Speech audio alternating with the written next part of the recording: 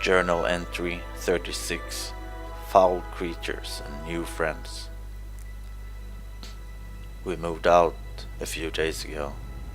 Marching was boring as usual.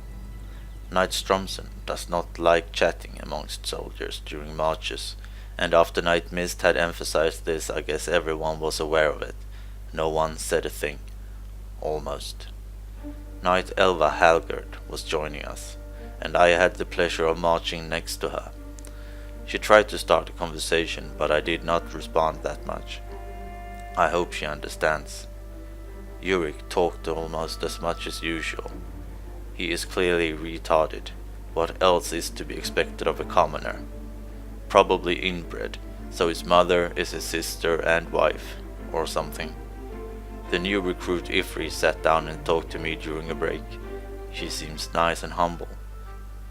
Not proud and condescending as other Norn I have met. I think Knight Elva and Ifri will get along well, or maybe Knight Elva is too busy spending time with the other knights.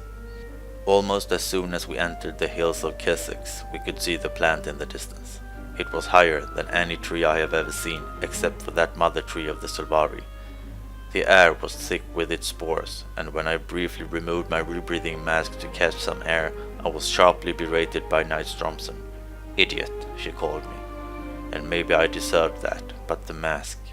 It is so hard to breathe in, and she had us run for many distances. I could feel the sweat mass up inside it into puddles, so when she did not see, I held my breath and briefly opened the mask to let it out. When we came closer to the towers surrounding the plant, we came across several offshoots. The enemies guarding these were beyond comparison to the ones we faced earlier. Toxic seeds landed and exploded everywhere. People were running and screaming all over the place. It was chaos.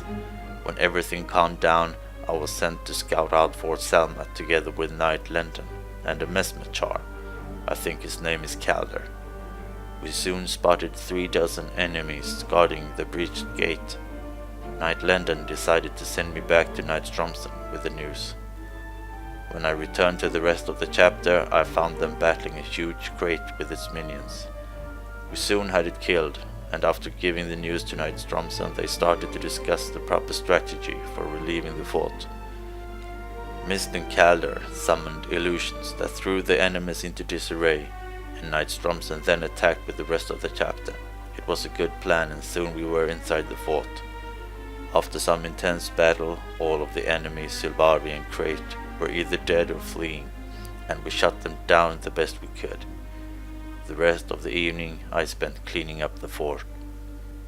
Inside the fort we met with Lord Magistrate Count Otto Whitehawk.